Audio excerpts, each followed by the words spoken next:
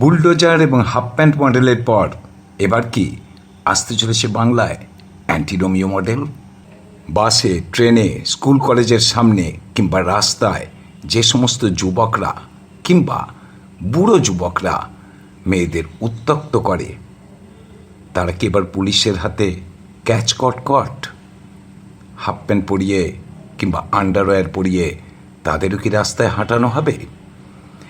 আশা এবং আশঙ্কা দুটোই দেখা যাচ্ছে বাংলার মানুষের মনে।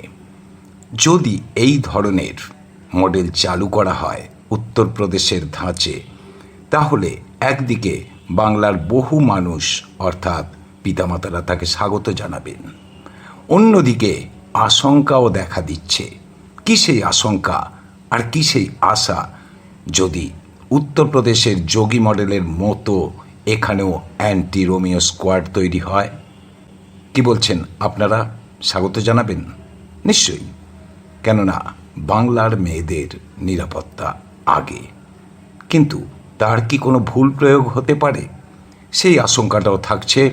আমি তারক ঘোষ, আর আপনারা দেখছেন ভয়েস 9 বাংলা। সমস্ত বিষয়টা নিয়ে আমি আলোচনা করব, বিশ্লেষণ করব।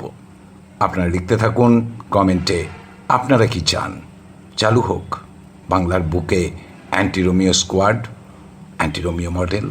বুলডোজার যেমন বেআইনি বাড়ি ভাঙে, তেমনি এই বেআইনি কাজগুলো রোখার জন্য সত্যিই কি প্রয়োজন অ্যান্টি রোমিও মডেল? চলুন দেখা যাক।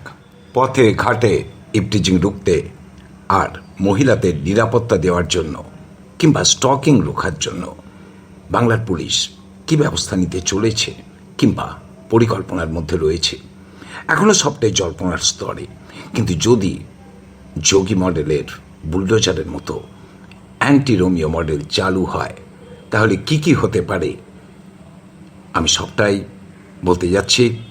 দেখতে থাকুন প্রথম থেকে শেষ পর্যন্ত, আর জানতে পারবেন কি হতে চলেছে আগামী 100 দিনের মধ্যে বাংলার নারীদের সুরক্ষার জন্য, বাংলার মেয়েদের সুরক্ষার জন্য। কেননা প্রতিটি পিতামাতা জানেন যে বর্তমানে মেয়েরা রাস্তাঘাটে বেরোতে একটা আশঙ্কা বোধ করে। বিভিন্ন জায়গায় তাদের স্টকিং ফলো করার হয় বলে অভিযোগ উঠেছে। স্কুল কলেজের সামনে কিছু মোটর বাইক নিয়ে যুবকরা তাদের নানাভাবে বিরক্ত করে, এমনকি প্রাইভেট টিউশন পড়তে যাওয়ার পথে নানাভাবে অশালীন কমেন্টের শিকার হন। এগুলো থেকে মুক্তি প্রয়োজন, কেননা যারা করেন তারাও যেমন আমাদের বাড়ির ছেলে কিংবা বাড়ির মানুষ, অন্যদিকে এই মেয়েরাও আমাদেরই বাড়ির মানুষ। কিন্তু বুঝিয়ে সুঝিয়ে হয়নি, শেখানো যায়নি, বরঞ্চ বেড়ে গেছে। আর ইদানিং তীব্র গতিবেগে মোটর সাইকেল চালিয়ে মহিলাদের গা থেকে ওড়না খুলে নেওয়ার মতো ঘটনাও ঘটছে।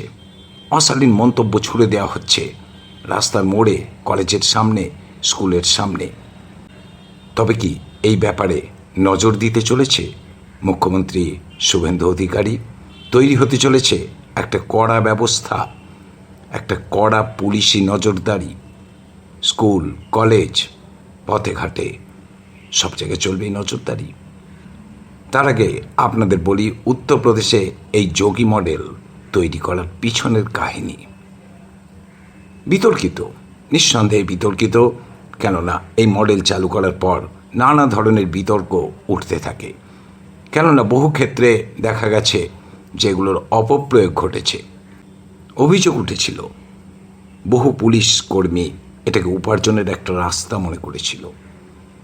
আপনারা জানেন, যারা কলকাতায় গেছেন, বিভিন্ন পার্কে কী ধরনের ঘটনা ঘটে। এগুলো কি নজরদারির আওতায় আসতে চলেছে? দেখুন, 2017 সালে যোগী আদিত্যনাথ উত্তরপ্রদেশের মুখ্যমন্ত্রী হয়েছিলেন। তারপর তিনি বেশ কিছু সিদ্ধান্ত নিয়েছিলেন, আর এই সিদ্ধান্তগুলোর মধ্যে একটা ছিল অ্যান্টি রোমিও স্কোয়াড। সরকার বলেছিল কি যে এই স্কোয়াডটা গঠন করলে কি উপকার হতে পারে। সরকারের বক্তব্যটা ছিল ইভটিজিং বন্ধ হবে, এই যে স্টকিং, পিছু নেওয়া মহিলাদের, সেটা বন্ধ হবে, স্কুল কলেজ এলাকাগুলো নিরাপদ হবে। তাই প্রতিটি থানায় এক একটি দল তৈরি হলো, সাধারণ পোশাকের পুলিশ, মহিলা অফিসার, আর চলতে লাগলো নিয়মিত নজরদারি। School, college, park, shopping mall, cinema hall, সমস্ত জনসমাগম হয় যে জায়গাগুলো, সেখানে নজর রাখতে শুরু করলো। সকালে স্কুলের সামনে, বিকেলে বাজারে, রাতে জনবহুল এলাকায়। তখন অনেকেই বলেছিলেন খুব ভালো সিদ্ধান্ত নিয়েছে যোগী সরকার। কিন্তু সমস্যা একটা শুরু হলো। কখন শুরু হলো জানেন তো? যখন পুলিশ সবাইকেই, কোনো মহিলা হয়তো কোনো পুরুষের সঙ্গে কথা বলছে, সন্দেহজনক বলে মনে হলো। এই যে পার্থক্যটা, মহিলার হেনস্থা আটকানো আর সম্পর্ক, অর্থাৎ সেই পুরুষের সঙ্গে মহিলার সম্পর্ক কি, এই বিচার না করাটা কিন্তু এক জিনিস নয়। ফলে গোটা উত্তরপ্রদেশ জুড়ে একটা অভিযোগ উঠতে শুরু করলো। পার্কে বসা প্রেমিক প্রেমিকাকে জেরা করা হচ্ছে, বন্ধুর সঙ্গে দাঁড়িয়ে থেকে যদি কেউ গল্প করে তাকে প্রশ্ন করা হচ্ছে, থানায় ডাকা হচ্ছে। আসলে জনসমক্ষে একটা হেনস্থাজনক পরিস্থিতির সৃষ্টি হচ্ছে। পরিচয়পত্র দেখতে যাওয়া হচ্ছে। এতে কি হলো জানেন তো? এতে হলো যে অপরাধী আর সাধারণ নাগরিক, এই দুইয়ের মধ্যে তো একটা পার্থক্য রয়েছে, এই সীমারেখাটা মুছে গেল। আর তখন একটা শব্দের জন্ম হয়েছিল, মোরাল পুলিশিং, অর্থাৎ আইন নয়, নৈতিকতার পুলিশ।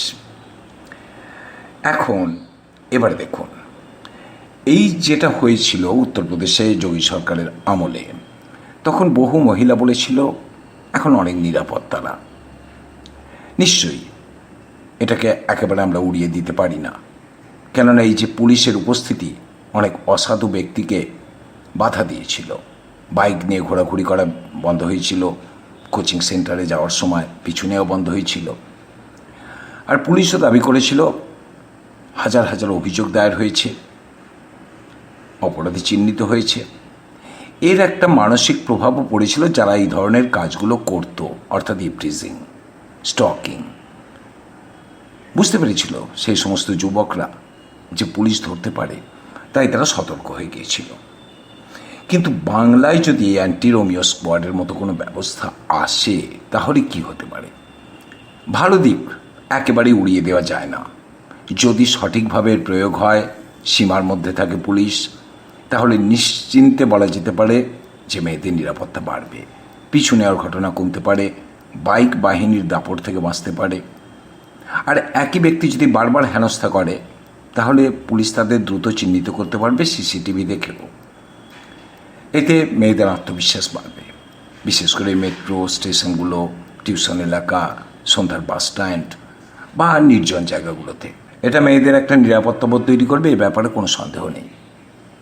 আবার অনেক সময় কি হয় জানেন তো? পুলিশ থাকতে পারে, এর জন্য অনেকে এই কাজগুলো থেকে বিরত হবে।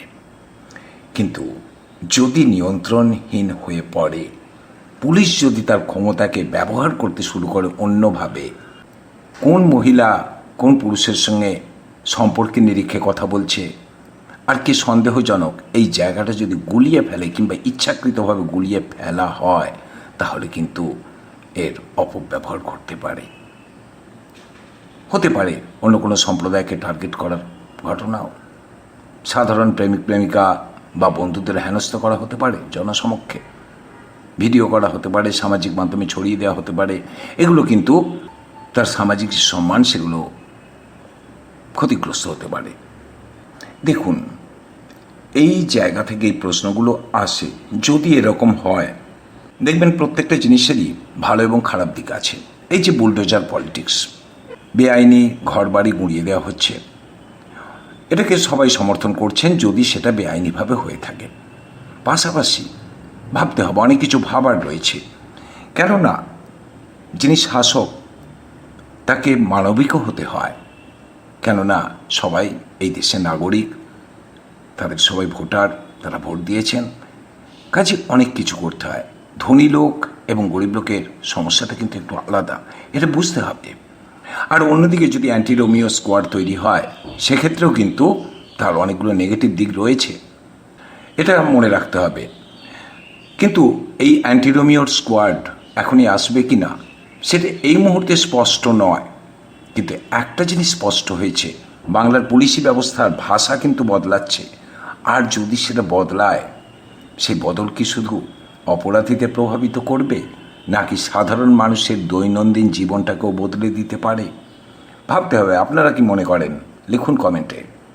কেননা অনেক সময় ক্ষমতার অপব্যবহারটাই বেশি হয়, আর এর খারাপ দিকগুলোর মধ্যে আরও কিছু আছে। তখন পয়সার বিনিময়ে ছেড়ে দেওয়ার ঘটনা বাড়তে থাকবে। প্রকৃত অপরাধী হয়তো ধরা পড়বে না, এরকমও হতে পারে। কাজেই মোরাল পুলিশিং বলুন বা অ্যান্টি রোমিও স্কোয়াড বলুন, যাই হোক না কেন সেটা নিয়ন্ত্রণের মধ্যে রাখতে হবে। সরকার শুধু তৈরি করলেন আর ছেড়ে দিলেন এটা নয়, তাদের উপরেও নজরদারিটা প্রয়োজন, নইলে ক্ষমতার অপব্যবহার ঘটেই। আপনারাও সেটা দেখতে পাচ্ছেন হয়তো দৈনন্দিন জীবনে। আপনাদের কি মনে হয় লিখুন কমেন্টে, আর দেখতে থাকুন ভয়েস 9 বাংলা, মানুষের পাশে, সত্যের পক্ষে।